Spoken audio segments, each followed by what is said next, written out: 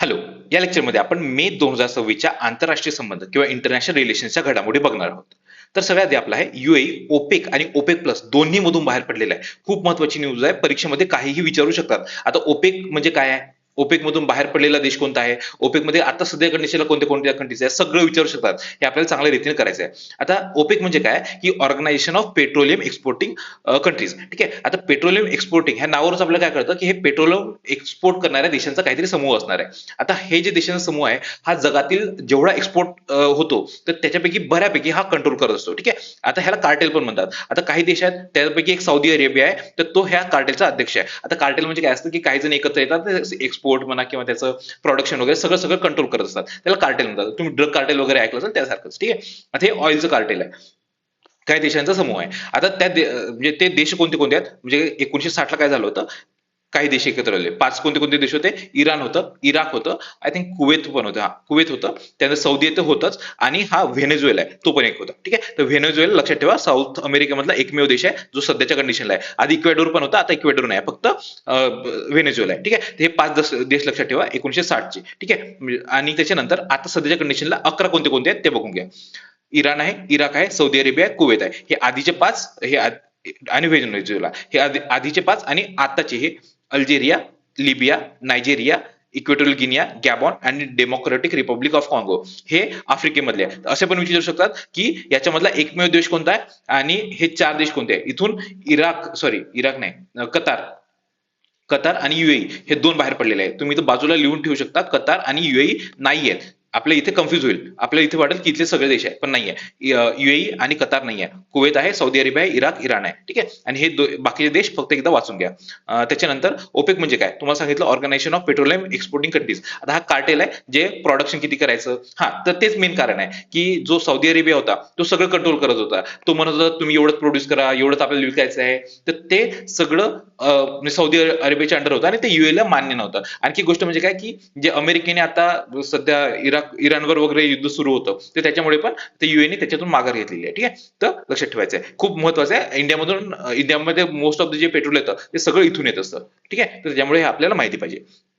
त्याच्यानंतर आता ह्याची स्थापना तुम्हाला सांगितली 1960ला झालं होतं. हा, एक मुख्यालय व्हिएना आहे, लक्षात ठेवा. ठीक आहे. याचं मुख्यालय व्हिएना. आता व्हिएना कोणत्या देशाची राजधानी आहे ते तुम्हाला सांगायचं. ठीक आहे. सदस्य तुम्हाला सांगितले, Saudi Arabia, Iran, Iraq, Kuwait, Algeria, Libya, Nigeria, Gabon, Equatorial Guinea, त्याच्यानंतर काँगो प्रजासत्ताक आणि व्हेनेझुएला. आता हा, हे पण एक गोष्ट लक्षात ठेवा, आतापर्यंत बाहेर कोणते कोणते देश पडलेले आहे. कतार आहे, इक्वेडोर आहे, अँगोला आहे, इंडोनेशिया आणि युएई आहे. ठीक आहे. आता ओपेक प्लस. आता ओपेक प्लस म्हणजे काय असणार आहे, हे जे ओपेक देश आहेत त्यांच्यापेक्षा आणखी देश काही असतील तर त्यांना आपण ओपेक प्लस म्हणणार आहोत. ठीक आहे. आता ते जे देश आहेत तर त्यांना हे जे ओपेक आहेत ते कंट्रोल नाही करत, ते किती पण त्याचे विकू शकतात, पण थोडंफार ऑब्झर्वेशन साठी वगैरे ते पण त्याच्यात सदस्य आहेत. आता त्याच्यामध्ये कोण कोण आहे ओपेक प्लस मध्ये, रशिया वगैरे आहे, त्यानंतर इव्हन मलेशिया आहे, सुदान वगैरे आहे. ते सगळं लक्षात ठेवायची काही गरज नाही, फक्त ओपेक प्लस म्हणजे काय तेवढं लक्षात ठेवा. आणि त्याची स्थापना कधी झाली होती, 2016ला. ठीक आहे. तर एवढ्याच गोष्टी आपल्याला ओपेक विषयी माहिती पाहिजे, इम्पॉर्टंट आहे खूप जास्त. ठीक आहे. त्याच्यानंतर सीसीडीबी, कॉमन क्रायटेरिया डेव्हलपमेंट बोर्ड. आता हे पण महत्वाचं आहे, आपल्याला कॉमन क्रायटेरियावरून डायरेक्ट लक्षात देणार की कशाचा कॉमन क्रायटेरिया आहे. तो कॉमन क्रायटेरिया आहे आयटी, इन्फॉर्मेशन टेक्नॉलॉजी, जे आपल्या सध्याच्या कंडिशनला जे चालू आहे आयटी, तर ते सगळं आयटी. तर त्याचा कंट्रोल करायसाठी त्याला म्हणजे पूर्ण त्याची नियमावली किंवा त्याचं मानांकन वगैरे सगळं सगळं आहे. त्याला सर्टिफिकेट वगैरे किंवा प्रॉपर एक संघ काही असलं पाहिजे, तर त्याच्यासाठीचा हा बोर्ड आहे, कॉमन क्रायटेरिया डेव्हलपमेंट बोर्ड. तो येतो कॉमन क्रायटेरिया रिकॉग्निशन अग्रीमेंट त्याच्या अंडर. ठीक आहे. आणि त्याच्यामध्ये आता भारताची अध्यक्षपदी निवडणूक झालेली आहे. तर हे खूप महत्वाचं आहे, कोणत्या काळासाठी, 2026 ते 2028 या कालावधीसाठी. ठीक आहे. हे कालावधी लक्षात ठेवा, इम्पॉर्टंट आहे, कोणत्या कालावधीसाठी झालेले आहे ते विचारू शकतात. आणि सीसीडीबी हे नेमकं कशासाठी आहे ते पण विचारू शकतात. ते आयटी सुरक्षेसाठी आहे. ठीक आहे. तर त्याचं पूर्ण प्रमाण किंवा त्याची पूर्ण एक संघ, पूर्ण जे क्रायटेरिया आहे ते सगळं करण्यासाठी आहे. ठीक आहे. लक्षात ठेवा, खूप जास्त महत्वाचं आहे. दोन गोष्टी लक्षात ठेवायच्या आहे, कशासाठी, याचा कालावधी लक्षात ठेवायचा आहे आणि ते कशासाठी येते, ते आहे आयटी साठी. त्याच्यानंतर हा, नवे पंतप्रधान आणि राष्ट्रपती. आता हे पण महत्वाचं आहे. महत्वाचं म्हणजे मला आधी वाटत नव्हतं, पण आता यावर्षी बरेचसे प्रश्न विचारलेले आहेत, पंतप्रधान कोण झाले वगैरे, असं नाही का, तर हे आपल्याला माहिती पाहिजे. सोलोमन आयलँडचे पंतप्रधान कोण आहे, मॅथ्यू आले. आता ह्यांचे ते कोणत्या पक्षाचे आहे ते नाही विचारणार, कारण की ते तिथं विचारतात जिथं आपल्या देशाचा डायस्पोरा खूप जास्त आहे किंवा भारताच्या त्या देशाचे खूप जास्त संबंध आहे, तिथे त्या देशाचे देशाचे काय म्हणतात त्याला पक्ष कोणत्या कोणत्या पक्षातून निवडून आले ते वगैरे विचारतात. पण इथे ते नाही विचारणार, इथे फक्त त्यांचं नाव विचारतील. कोण? सोलोमन आयलंडचे पंतप्रधान कोण आहे? Matthew Valle. ठीक आहे, आता लक्षात काय ठेवायचंय? सोलोमन वाले एवढंच लक्षात ठेवायचंय. सोलोमन वाले एवढं लक्षात ठेवायचं. ठीक आहे. त्यानंतर युगांडाचे राष्ट्रपती योवेरी कागुटा मुसेवेनी. हा, आता हे पण म्हणजे 35-36 वर्षापासून आहेत युगांडाचे राष्ट्रपती, आणि ह्यांचा पोरगा लय डेंजर आहे. आता तो त्यांचा जो आर्मीचा चीफ आहे तो यांचा पोरगा, आणि त्यांनी इटलीच्या ज्या पंतप्रधान होत्या मेलोनी, तर त्यांना ते 100 गाईंच्या बदल्यात तुम्हाला तुमच्याकडची पोरगी वगैरे द्या असं काहीतरी म्हणलं होतं. लय डेंजर होता. ठीक आहे, तर ह्यांचा पोरगा आहे तो, आणि हे 35 वर्षापासून आहे युगांडाचे राष्ट्रपती. आता लक्षात काय ठेवायचे? युगांडाचे युगांडाचे योवेरी, फक्त एवढं लक्षात ठेवा. युचा यो, युगांडाचा यो. ठीक आहे, युगांडाचा योवेरी कागुटा मुसेवेनी. ठीक आहे. त्याच्यानंतर सेनेगलचे पंतप्रधान हे अहमदू अल अमिनू मोहम्मद लो. ठीक आहे, सेनेगलचे लो. ठीक आहे, सेनेगलचे लो एवढंच लक्षात ठेवा. ते परीक्षेमध्ये आलं शेवटी लो देतीलच, तुम्हाला लक्षात राहून जाईल. ठीक आहे. त्यानंतर स्लोव्हेनियाचे पंतप्रधान यानेज यांशा. लक्षात काय ठेवायचं आहे? इथे या आहे, यानेजचा या. ठीक आहे, स्लोव्हेनिया शेवटी या आहे, या एवढं लक्षात ठेवून द्या. ठीक आहे, हे असं तुमच्या लक्षात राहून जाईल. तुम्ही असं पाठ करत बसले तुमच्या काहीच लक्षात नाही राहणार, जोपर्यंत तुम्ही फक्त सोलोमन वाले असं लक्षात ठेवलं, युगांडाचे योवेरी असं लक्षात ठेवलं, त्यानंतर सेनेगलचे हे लो, त्याच्यानंतर स्लोव्हेनियाचे कोण? या. ठीक आहे, एवढं लक्षात ठेवून द्या, म्हणजे तुमच्या पाठ होऊन जाईल. त्याच्यानंतर रेलोस करार. आता हा रेलोस करार म्हणजे काय? Reciprocal exchange of logistic agreement. आता लॉजिस्टिक कशाचं आहे? हे आहे आपल्या आर्मीचं किंवा जे आपलं लष्कर असतं त्याचं लॉजिस्टिक आहे. तर हे लक्षात ठेवायचं आहे. कोणामध्ये आहे? भारत आणि रशिया. आर फॉर रशिया एवढं लक्षात ठेवून द्या. ठीक आहे, रेलोस करार भारत आणि रशियाचा आहे हे विचारू शकतात. त्याच्यानंतर पहिली ब्रिक्स संस्कृती कार्यगट बैठक किंवा कल्चर वर्किंग ग्रुप. हा, आता हे खूप जास्त महत्वाचं आहे, कारण की आता भारत अध्यक्ष आहे ब्रिक्सचा, आणि मागच्या वर्षी जे ब्राझील होतं त्याच्यावर पण बरेचसे प्रश्न आलेले, आणि आता तर भारत आहे. तर भारत असल्यावर ब्रिक्स विषयी जे काही असेल सगळं महत्वाचं आहे. ठीक आहे, ह्या वर्षी ब्रिक्सची थीम काय आहे?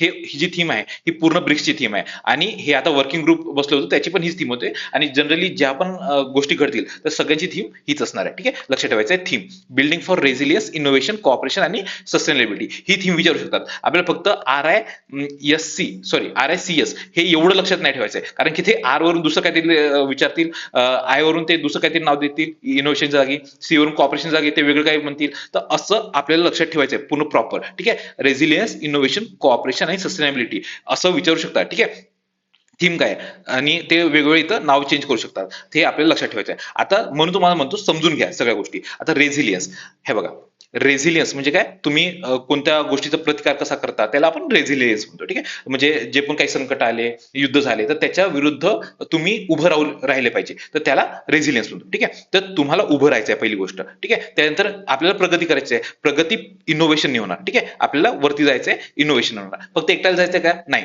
ब्रिक्स मधले जेवढे कोणी आहे सगळ्यांना वरती जायचंय. म्हणजे काय? कोऑपरेशन, एकमेकाच्या मदतीने जाऊ, एकमेकाला सहाय्य करू, अवघे धरू सुपंत. ठीक आहे, तर असे आपण वरती जाऊ. त्याच्यानंतर सस्टेनेबिलिटी म्हणजे काय? सगळं तुम्ही निरंकाळ कसं झालं त्याला म्हणतात. ठीक आहे, आता लक्षात राहील तुमच्या. रेझिलियन्स म्हणजे दुसऱ्यांच्या विरुद्ध उभे राहायचे, ते पहिली गोष्ट. ठीक आहे, तुम्ही जोपर्यंत उभे राहणार नाही तोपर्यंत तुम्ही प्रगती करणार नाही. आता प्रगती करायसाठी तुम्हाला काय लागतं? इनोव्हेशन. ठीक आहे, तर पहिलं झालं रेझिलियन्स, दुसरं झालं इनोव्हेशन. त्याच्यानंतर तुम्ही फक्त एकटे जाल का वरती? नाही, सगळ्यांना घेऊन जाल, त्याला काय? कोऑपरेशन लागतं. ठीक आहे, त्यानंतर कोऑपरेशन झालं, आणि हे जे कोऑपरेशन, हे इनोव्हेशन आहे, हे तुमची प्रगती आहे, निरंकाळ चालली पाहिजे, त्याला काय म्हणतात? सस्टेनेबिलिटी. तर हे RICS असं लक्षात ठेवा. ठीक आहे, तेच म्हणतोय, जोपर्यंत तुम्ही समजून घेणार नाही तोपर्यंत तुमच्या लक्षात राहणार नाही, आणि असे जे प्रश्न आहे सोपे सोपे ते चुकतील तुमचे. तर त्याच्यामुळे हे समजून घ्या. त्याच्यानंतर दुसरी ब्रिक्स रोजगार कार्यगट बैठक किंवा ब्रिक्सची एम्प्लॉयमेंट वर्किंग ग्रुप मीटिंग. आता याची पण थीम काय असणार आहे? ऑब्व्हियसली हीच थीम असणार आहे. जेवढे काही ब्रिक्स होणार आहे सगळ्यांची थीम हीच असणार आहे. आता ही थिरुवनंतपुरम इथे झाली होती. आता हे मला खूप जास्त महत्वाचं नाही वाटत, हे थोडंसं महत्वाचं आहे.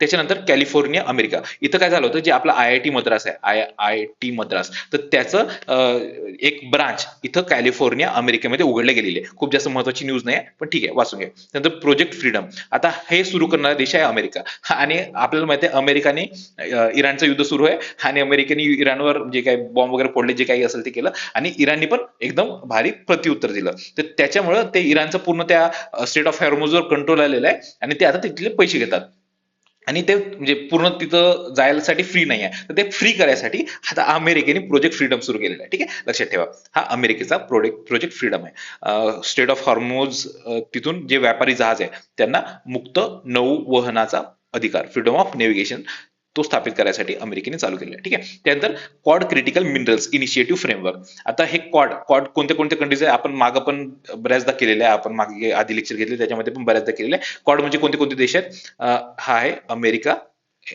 नॉर्थ अमेरिकेमध्ये युएसए आहे तो, त्याच्यानंतर हा साऊथ अमेरिका झाला, त्याच्यानंतर हे इकडे इंडिया आहे, इकडे जापान आहे, इकडे आहे ऑस्ट्रेलिया. ठीक आहे. तर कोणते कोणते कंट्रीज आहे? हा इंडिया भारत एक आहे, जापान एक आहे, ऑस्ट्रेलिया एक आहे आणि युएसए आहे. तर हे 4 देश आहेत. ठीक आहे, लक्षात ठेवा 4 देश कोणते कोणते? युएसए, इंडिया, जापान आणि ऑस्ट्रेलिया. तर ह्या देशांनी हे इनिशिएटिव्ह सुरू केलेलं आहे क्वाड्रिलॅटरल सिक्युरिटी डायलॉग. ठीक आहे.